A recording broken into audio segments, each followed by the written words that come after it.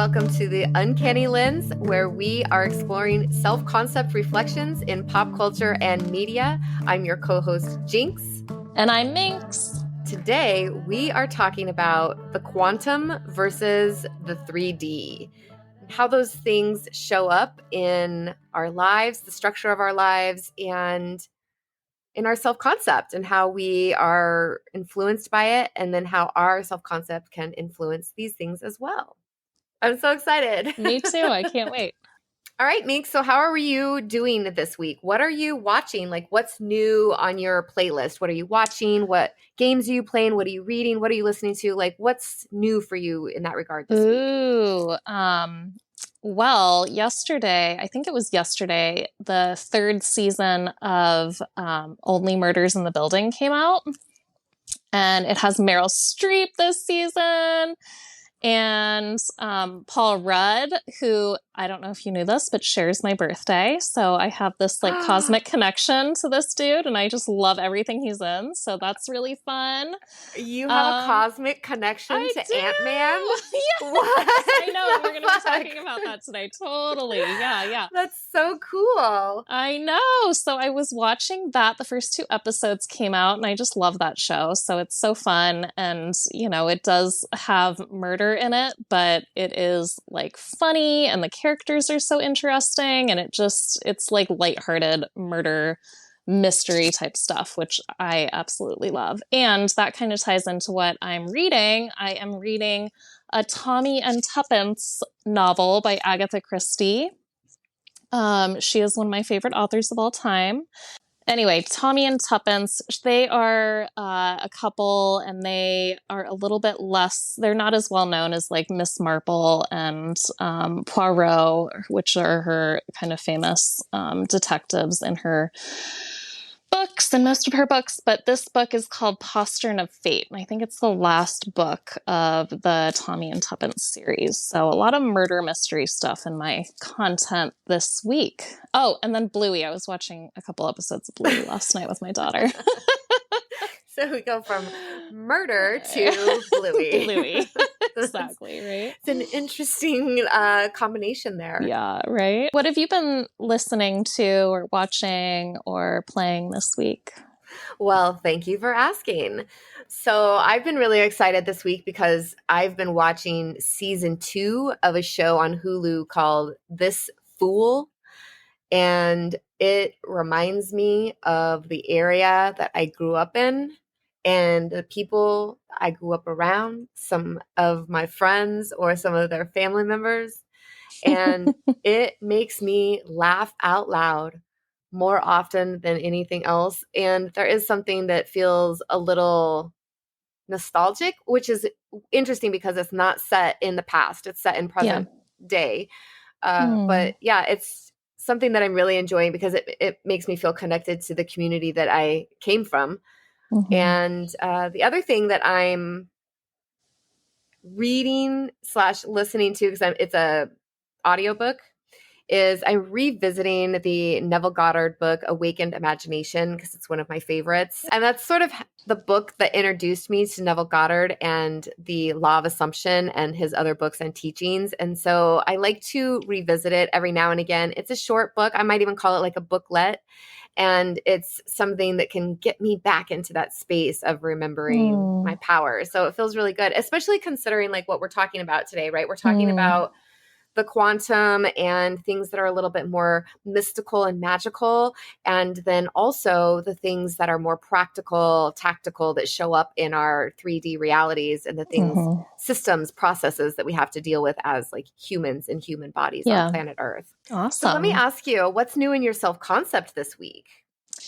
Ooh, this is a good one. I was doing a little bit of reflecting on this morning. As an Aries,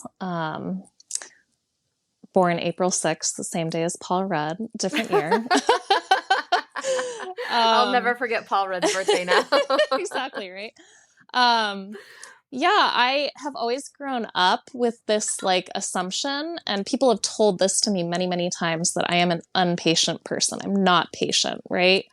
But I've been challenging that lately, especially being a parent. Like, I've realized how very patient I actually am as a human being. So I'm just coming into this space of, I guess, maturity where patience is a virtue. It's like something that I've grown into and I've learned. It hasn't been an easy thing for me, but it's something that I have maybe been kind of forced into accepting about myself, because if I'm not patient, then things are a lot more challenging.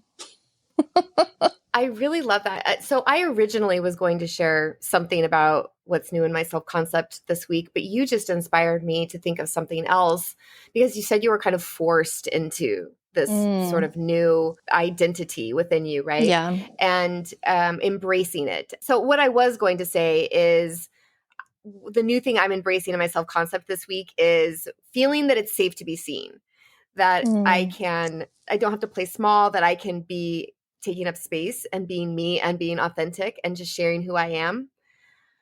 But when you shared that made me start reflecting very quickly on this other thing that was going on for me. This was more like last week, I guess, though. But I was really starting to understand that I think a part of me, just me being Jinx in the world, is that I'm a very emotionally sensitive person and that I enjoy the world, life, and everything more when I'm honoring that rather than like pushing it away.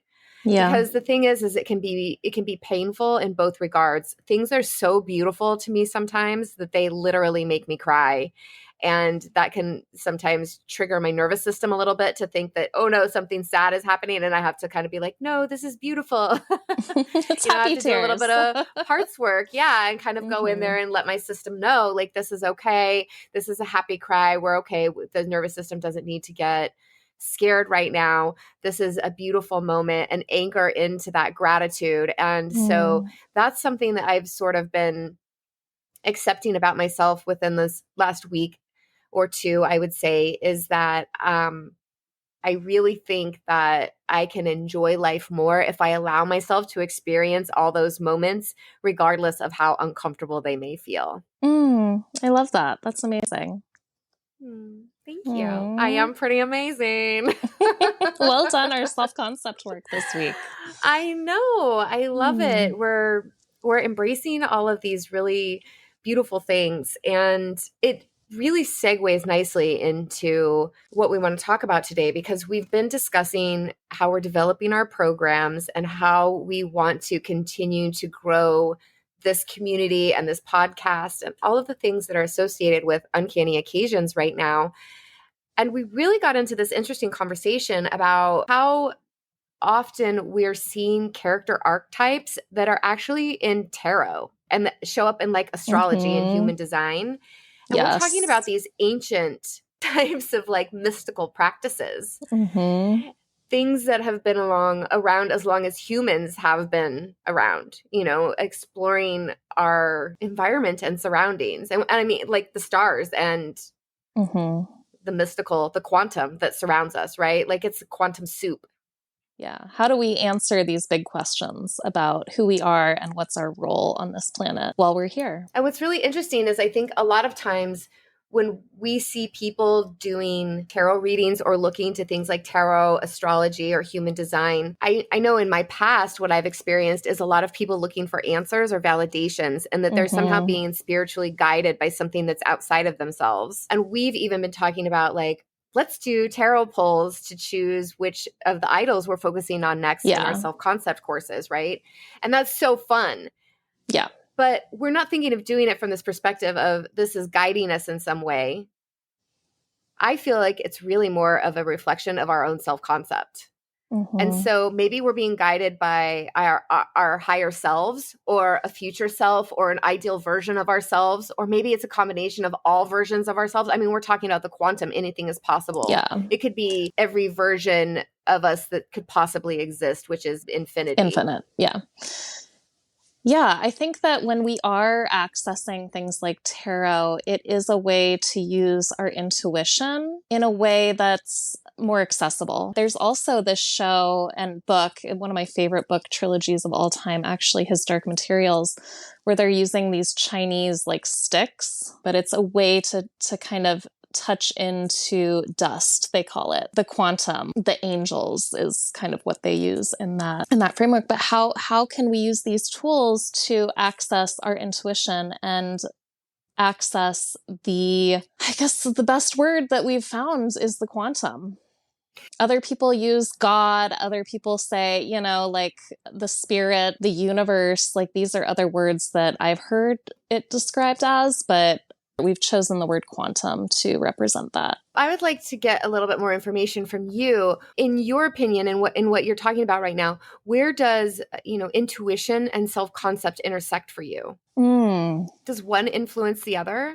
I got to ruminate on that a little bit. I'm not exactly sure. Do you have an answer to that feels guided at this moment? It's interesting that you specifically said this word intuition and using it to tap in, because I've been using the word self-concept, and I was like, well, could these be the same thing? Is an intuition something that's coming from your self-concept, or is right. or is it vice versa? Like which way is it? It's making me think of that Fred Savage movie from the 80s where I think it was actually called Vice Versa. And it was like the male version of like a Freaky Friday. Well, maybe they feed into each other. I think that it might just be, like it might not be like a chicken or egg scenario. It might just be they kind of weave together, right? It's like the infinity sign, right? So there is intuition and there is self-concept and they're kind of woven together. Does that make any sense? It actually probably makes the most sense because they feel so blended. If you have a poor self-concept, it could negatively impact your intuition. If you have unhealed trauma, right, that's coming into play in these situations as part of a poor self-concept, then it could be influencing decisions. This is one of the most mind-blowing things I learned in therapy and parts work, that we don't necessarily know when something is fucked up when we're like in it and always kind of doing it, and it seems normal to us. It's been normalized, right? Behaviors have been normalized, right? Right. Like and so yeah, and so things that are actually safe may feel very unsafe to you. And it's this interestingly enough, it's something I just saw on the TV show I mentioned at the top of the podcast, This Fool, where this character had started dating someone who wasn't a quote unquote fucking loser like the guys she had dated in the past. And she was miserable because it wasn't giving her nervous system what her nervous system was used to, which was this constant like up and down, like chaos, then peace, chaos, then peace, chaos, then peace. She was just getting the peace, and it felt unsafe to her nervous system. So that's why I was curious where that kind of felt true for you, because I think because generally our self-concept is our unconscious identity. Yeah. And intuition can feel like an unconscious thing as well. So these are both things that are influencing our lives and the decisions that we make that are maybe not on the surface, which is a little scary. Yeah, it is. I think that is why people like to use these mystical tools like tarot, astrology, and human design to sort of help make sense of some of the things that are going on inside of us and outside of us. Yeah. And you know what I like about all of these things is it can kind of tap into how we, at least, okay, with astrology, which is a modality that I've been familiar with most of my life. Both of my parents introduced this to me at a young age. I think whenever I was like going through something, my mom would send me to get an astrology reading. Be like, okay, wow, isn't that hilarious? We had vastly different childhoods. Yes. But just really quickly, in contrast, that stuff was like demon level shit. Like in my home. Oh, I'm sure for a lot of people. Yeah. That was, you're inviting Satan into your heart. You're inviting Satan into your home. Like, I don't want to get into that, but that is exactly the very opposite of what you had. So it's just very, very interesting. But please go on. Tell me everything. I'm so excited to learn about this. It's fascinating. Well, yeah. So what I was always told about myself being an Aries sun sign, I have a Scorpio moon and a Leo rising. I don't know if you know any of these things if you're into astrology. Yeah. I'll just tell you what I am really quick. Yeah. Cancer is my sun sign, but I'm on a cusp. So I'm a Cancer Leo cusp. I'm a Pisces rising, and I'm an Aquarius moon. So I'm a very sensitive fucking weirdo. Yes, this is true. A lot of what I know about you makes a lot of sense, you know? So I think that when we look at our chart and we're reading about these things about ourselves, it kind of shows us what comes naturally to us. But it can also teach us how to challenge that so that we can become better balanced people, right? Anyway, so that's what I really like about some of these modalities is it says, okay, here's what might come easy to you. Here is where you have your natural gifts, right? You might not be naturally gifted at patience, right? I was talking about patience earlier. That's not something that has come naturally or easily to me in my life, but it's something that I've learned how to embrace and learned how to plug into my self-concept as I've grown older. I love that. I want to just give a little bit of background that I was very, very sick for several years. I mean, decades, if we want to be honest, because it was an undiagnosed illness. I had stage 4 endometriosis when it was finally addressed. Before that, though, I was suffering for decades with this pain. And over the course of a few years from like maybe 2018 until, I don't know, 6 months ago. I was extremely sick to the point where my life was in danger. And so I had a lot of time to sit around and learn about things and absorb and consume a lot of media. And at the time, I was not necessarily mindfully or consciously consuming. I was just trying to distract myself from pain and all of the horrible things that were going on inside of my body because of this disease. And one of the things that I did was I got so sick that I didn't want to be dealing with any of this anymore. And I realized that I had a choice, that I needed to like make some very, very huge changes very quickly, or I needed to just decide that I was done, I guess, and just stop and give up and stop going to doctor's appointments and everything. What I did was I started exploring self-concept work. And I started doing more tarot. And I started learning about astrology and human design. And at the same time, I was also learning about these other things that are not necessarily part of this mystical, right? So in the mystical world, I had been learning about the law of attraction since I was introduced to like Louise Hay in 2006. So I had been learning about that for a really long time, but I learned about the law of assumption, and that really was the change that I needed. The law of attraction didn't vibe with me as soon as I learned this small change I need to make based on the law of assumption and these things that I was reading with Neville Goddard. It was like, okay, now I know what to do. So The Secret is really good. We've seen movies like The Secret and What the Bleep Do We Know come out that kind of explain some of this quantum stuff. Yeah. But the other things that I was doing that were more utilizing the practical, right, are our physical world manifest in front of us, the 3D reality that we have in front of us.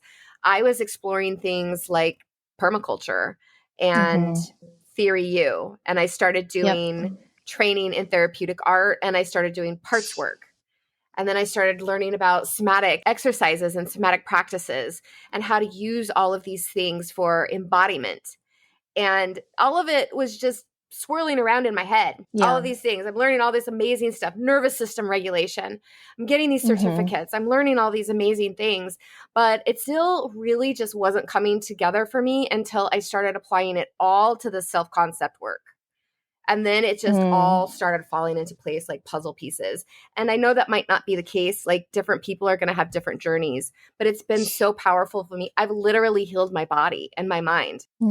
I regenerated an ovary. That's amazing. It's amazing what the body can do. And, you know, it's interesting to think about how your self-concept before was probably a lot of it was around being a sick person, being somebody whose body has failed them, being somebody who you can't rely on your body to, uh, be able to do day-to-day stuff, So being sick was probably a huge core piece of your self-concept, It right? was to some extent. Yes, that was to some extent. But because I'm also a badass bitch, I was very independent. I mean, I kind of had no choice with the way I grew up, right? So I was a very independent person. So I just took care of myself. I just did what I had to do. I was going to Survive. like 5 to 6 doctor's appointments a week. It was insane. There was a lot going on. And I'm not using the word insane flippantly. It literally made me start going crazy. I was so caught up and trapped in this like, why is nobody believing me? It's not just all in my head. I know that there's something actually going on, right? There was this whole thing that was happening. But part of my self-concept was nobody's listening to me. Yeah. Nobody's helping me. Nobody hears me. That was part of my self-concept. Absolutely. And when I started working on that, and when I started affirming that all of my healthcare providers were listening to me and were helping me, that's what started happening. Yeah. And so you really cannot convince me, based on my personal experience of literally regenerating an ovary in my body that had been surgically removed, you cannot convince me that the work that I was doing in all of these different realms, the quantum and in our physical world, did not result in my healed version of myself that's recording a podcast right now. Yeah, yeah. Yeah, it feels like alchemy, kind of, It is. It is alchemy. Yeah. And I am a media alchemist. I am. But I was just saying, like, it's really true that these things have saved my life. And that's why I want to share them with everybody else, because the media is one thing that if you are living in a quote unquote first world country, you are exposed to media intentionally and unintentionally, whether you like it or not. And we want to be able to talk about it, process it, and work through these media events that can be really upsetting to our systems, and have the tools to enjoy what we're interacting with and engaging with, and use it to positively influence our lives. I mean, who doesn't want to live a more rich and fulfilling life and just not have to do extra work? Just use what's right in front of you already. It's right in front of us. So another thing that I dabbled in while I was healing was microdosing. I was specifically microdosing mushrooms. And I know that you have a lot of experience with psychedelics as well. We have a pretty big community actually among the two of us of people who are involved with psychedelics. Psychedelics are very trendy in pop culture right now. We are seeing a lot of change in legislation, and we are seeing a shift in the paradigm collectively in our culture. But something that really excites me about psychedelics in general is they seem to be a bridge between the mystical and the practical. And that's much the same way that I view media in this realm, because that's where our stories live too. Our stories live in the quantum. Yep. So tell me more about this. And our dreams.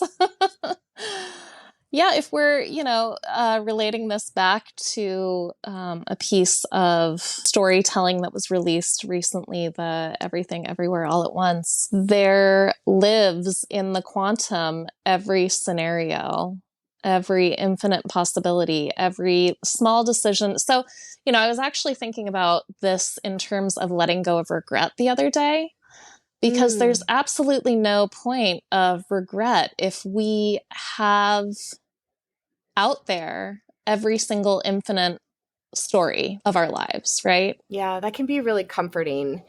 Right? Especially for people who may feel like they've lost something that maybe they can never get back. That idea that there's still a version of you out there somewhere who's experiencing this beautiful thing, or this way that you envision it, because you've created it in your imagination, right? Our imagination is such a beautiful place. And there's so many questions to ask about how we can use our imagination to best benefit us. But all of these things that we've mentioned today ultimately talk about really using your imagination to be your soil that you can kind of nurture all of these things in and grow. And every practice that we've touched on today gives you the opportunity to do that, to really be with yourself and use it to connect. I would say connecting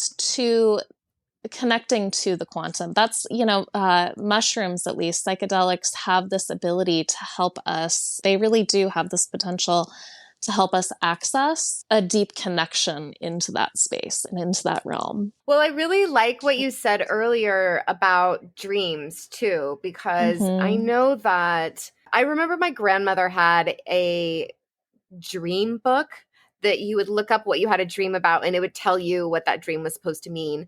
And I ultimately ended up thinking that that was unhelpful because that thing you dreamt about means something personal to you and like your subconscious based on everything about you that's happened to you in the course of your life. You know what I mean? Your culture, your background, the people you grew up with, everything. And so I feel it's kind of impossible to say like, oh, if you dream about, raccoons, it means whatever. It's whatever raccoons mean to you. Like maybe you just really like raccoons, or maybe there were like raccoons outside getting in your trash can and you heard them while you were sleeping, but you don't realize that. I don't know. I'm just saying that. When you're in those worlds, it's really up to you. Remember, I told you about my friend who she had a dream about mermaids, and she was in this state where you're in between sleeping and waking, and you can have hallucinations and kind of these like waking dreams. I hear things a lot when I'm in that state, which is kind of creepy. When you're in that kind of quantum state, right? So she had a dream about 3 mermaids. And she said as she was drifting off to sleep, she thought, oh, I should check in with Jinx and see how she's doing. And then when she woke up the next morning, she had a message from me because I had also been thinking about her. And I was like, oh my God, we were connected in the quantum. Like I was so excited about it because like you, I truly believe that those are places that we can connect. And I'll just be honest here. My therapist is a more spiritual therapist. I mean, she is properly licensed and all of those things too. I'm just saying before our therapy session, she does do a tarot pull.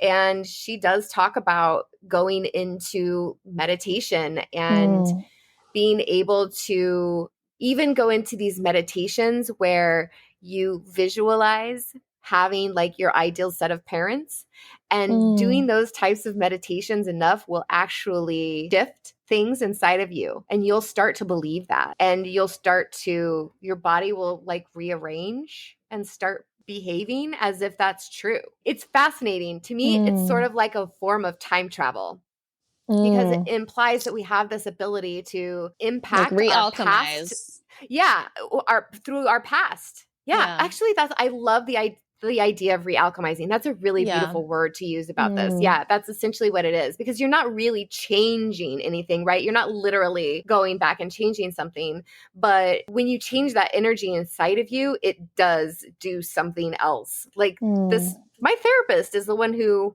told me to do this practice. And if it was coming from just some random woo-woo YouTube channel, I don't know that I would be into it. So it's something that's really important for me personally, because I have parts who are very, very into the mystical. They love the mystical. They're the ones who love Buffy and Charmed and all those witchy shows, right? Nancy Drew. Those are the parts who love that.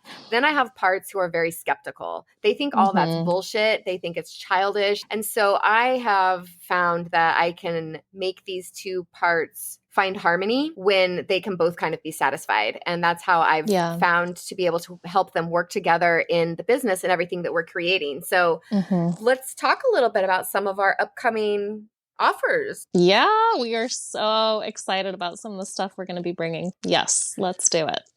Yeah, Miss Minxie over here is lovingly at work creating a quarterly masterclass in self-concept and media for all of you. And I absolutely cannot wait until she shares this. She has an extensive background in online education, and for her to be bringing her talents to what we're offering is such a blessing. And I'm so grateful to see what you're creating, Minx. I can't wait to see that. Yay. I know. I'm really excited too. Ooh. We're also going Mm. to have a new moon pop culture vision board that'll start taking place monthly.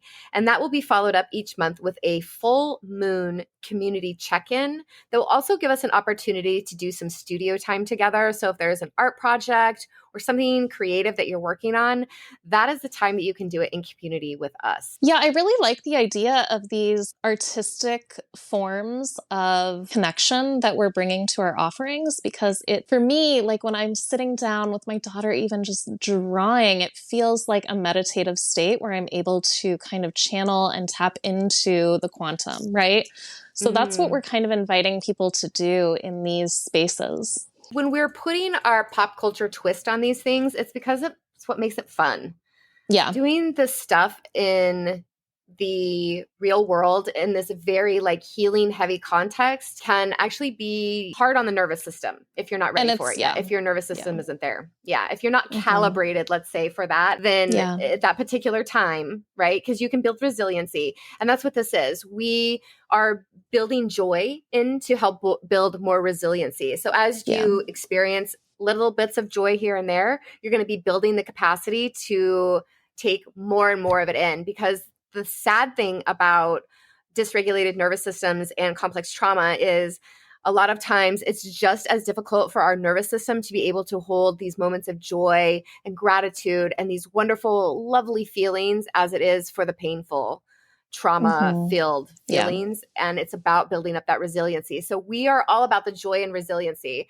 And another way that we do that is in our paint and process activity, which will also be happening monthly. The idea that I had when I was developing these paint and process sessions was, how many times did I go to the shitty office job that I had at the time and talk to my coworkers about what had just happened on the episode of Game of Thrones that we had just watched and what we thought was going to happen next. And then we were sharing all of the, oh, you need to go watch this YouTube person talk about their theories around this, and you have to go read this blog about this. And there were all of these different types of ways that everybody was trying to process this television show. And they were doing it with other people, right? By the conversations we were having at work, or by going and seeking these YouTube videos like or Game things of that they may watch. Thrones. Right. Absolutely. I loved watching Game of Thrones. And it was the type of thing where, it does help you process it. You kind of get to go over what happened with someone else. You get to say, does everybody else seem to understand that this happened in the same way that I understood it happened? Or did you see something different?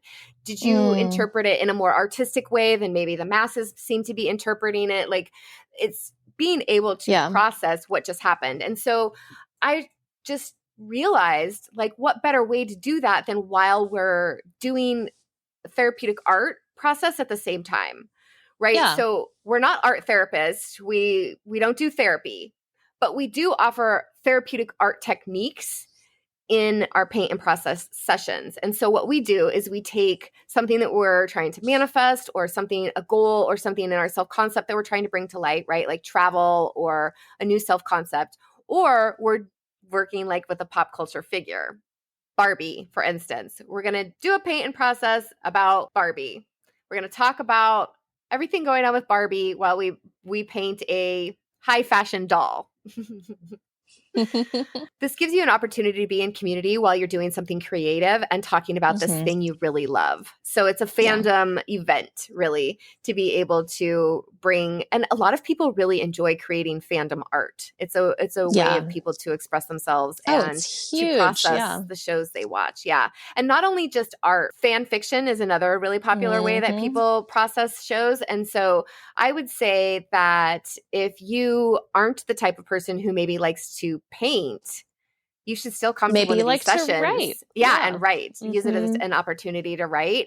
But ultimately, these are opportunities for you to explore these pop culture phenomenons more, but to really get in touch with yourself and learn about yourself through them.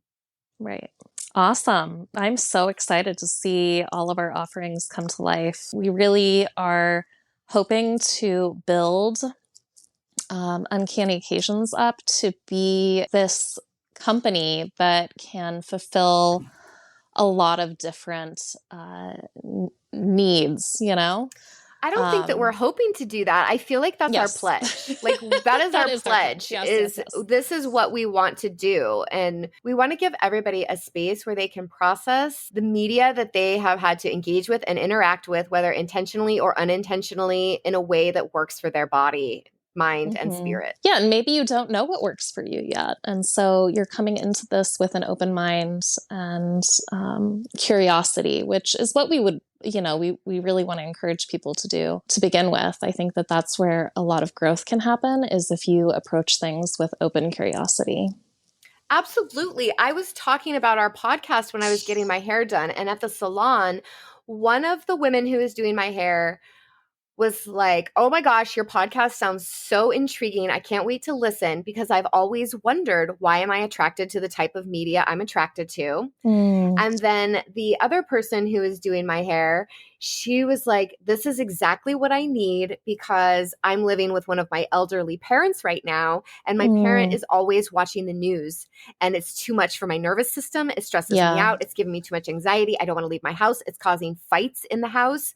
And we're just like talking about how sad it is that this is like what something like the news is producing in her household, right? Yeah. So, how beautiful that we can offer these tools for people so that they don't have to spend their parents' twilight years arguing about the fucking news. Are you fucking kidding me? No. I have been in love with media my whole life. Media and mass communications. I just remember those were the classes that I loved the most in school. I have been in love with media my whole life, and I refuse to let it be something that's harming us anymore. It's too powerful, it's too beautiful, and it's how we tell our stories. It's how we pass down these wonderful things about ourselves and each other. It's time for us to be using it in these ways that benefit us and are benevolent. And can re-alchemize our bodies, right? Yeah, back to the alchemy. Mink's always bringing it back to the alchemy. Mink's always bringing it back to the alchemy. The Alchemist is a book that has just inspired me. Yeah, I absolutely love that piece of art. We'll have to put that on the list. Yeah. Okay, we have had such a fun conversation today. I loved it so much. And now I know when Paul Rudd's birthday is. We know that you have a link to the Marvel universe that we didn't know. Oh my gosh. You know what? We were also talking about movies. Sorry, just really quickly. Sisterhood of the Traveling Pants. I know that's one of your favesies. I was thinking that's another movie that's very much in the quantum and also like in the practical, right? And then there's also Sliding Doors, which I believe you mentioned that one in a previous conversation that we had. And so that was a really good one that shows like different parallel universes, outcomes. What could happen if something different had taken place. Some of the things that we had talked about with the more practical things, I know Zac Efron has a show called Down to Earth with Zac Efron. And in one of his episodes, he does do some exploring of things like permaculture. I think he also does some nervous system regulation techniques and things that he's exploring in his show. And those are other things that are becoming a part of pop culture. So how are you going to use the media that you mentioned at the start of this podcast today to positively influence your self-concept this week? So how are you going to use Murder and Bluey? Well, Bluey actually has helped me learn how to be a much more patient and fun parent. But I will say that I have learned how to communicate with my child, and I've learned how to give her more compassion and myself more compassion through that show. The examples that they show in each episode are really good at that. I will say, it's interesting. I don't have much to say about the new season of Only Murders in the Building, but Agatha Christie, her characters are so interesting. And this character is just so open, so curious, so silly, so patient, so wise. I hope to bring in all of that into my week. How about you? Obviously using the awakened imagination book that I mentioned is going to be a pretty self-concept injection that I'm doing there. It's like taking a vitamin or something, you know what I mean? Like, it's a very concentrated dose. But I think that's something that I would like to reflect on a little bit more is my self-concept and where I'm seeing myself and others in the show that I was watching, This Fool, and where I'm seeing things I relate to that could still be a part of a poor self-concept. And if those are things that I'm okay with, or if those are things that I need to address. Yeah. How are you going to embody the new aspect of your self-concept that you mentioned at the beginning? So you mentioned patience, and then you were mentioning the things with your daughter and how you're learning about yourself. So is patience one of those things? And how will you embody that new aspect of your self-concept this week? I would say more meditation, more just calm, centered reflection, less distraction in my environment. How about you? For me, something that I'm going to do based on what we talked about earlier in the conversation today is I am going to allow myself to anchor into those moments of like painful beauty. I don't know how else to kind of describe it right now. But that's what I want to allow myself to like anchor into those moments more so that my nervous system is learning that they are safe and it's okay. Yeah. And then I also think that other thing that I mentioned was that I felt that something that I was wanting to, that was new in my self-concept this week was not wanting to be afraid to be seen and feeling like I have to be small. And so the way that I'm embodying that already this week is I am making more content and creating more content to put out that not only supports the business and the podcast, but is also sharing a little bit of me and who I am with the world, with the internets.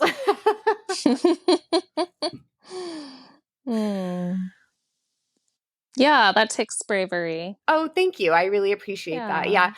Courage. It's interesting that you mentioned curiosity about yours because curiosity is one of the C's in parts work, and courage that you mentioned for me. And that's also one of the C's in parts work. So we'll have to get into a whole conversation about the C's in parts work.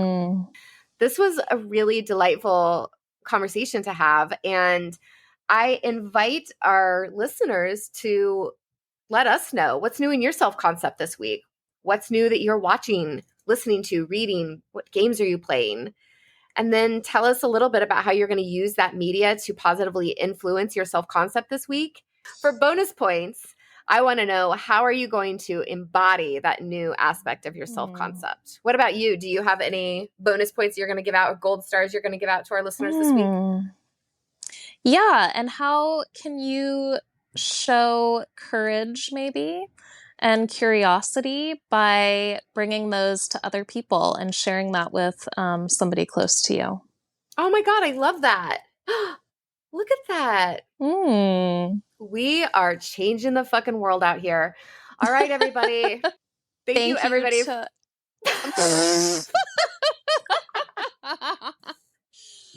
Oh my God. Jinx.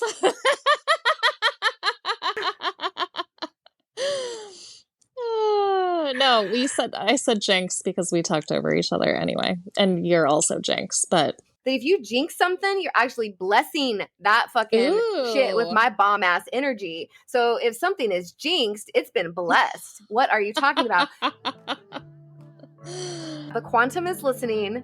It's not just Facebook and TikTok. The quantum is also listening, y'all. So pay attention. And until next time, thank you all so much for joining us. We love you, and we're so happy to have you here. Bye-bye.